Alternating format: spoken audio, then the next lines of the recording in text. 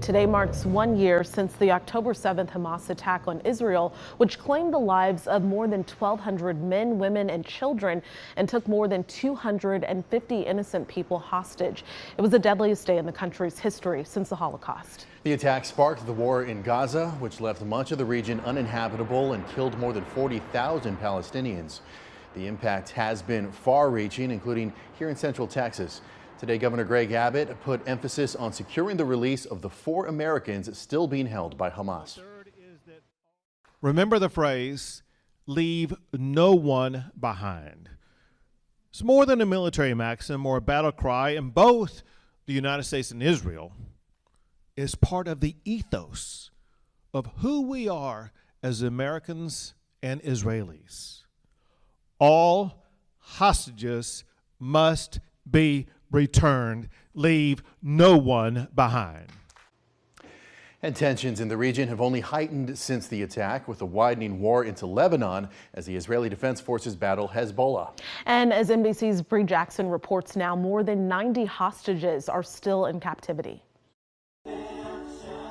Somber ceremonies marking 1 year since Hamas launched a brutal attack against Israel, killing more than 1,200 people, another 250 abducted. Mourners gathering at the site of the music festival where it happened. The fate of nearly 100 hostages remains unclear. Loved ones pleading to bring them home. We don't feel there's a sense of urgency, and that's extremely upsetting, disappointing, and angering, really. President Biden and the First Lady marking the 1 year anniversary with a candle lighting at the White House.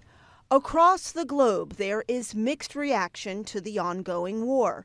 Israel's response has sparked criticism, including passionate protest over the mounting death toll in Gaza.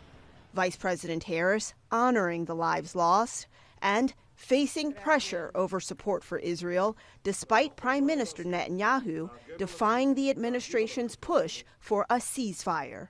We must work to ensure nothing like the horrors of October 7 can ever happen again.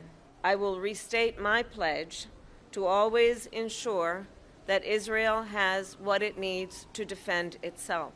Further raising concerns, the Israeli military has stepped up strikes in southern Lebanon and is vowing to retaliate against an Iranian missile strike last week.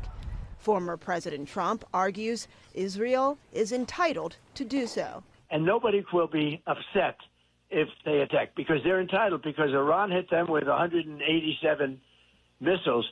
12 months later, the Israel-Hamas war rages on with no end in sight. In Washington, Bree Jackson, NBC News.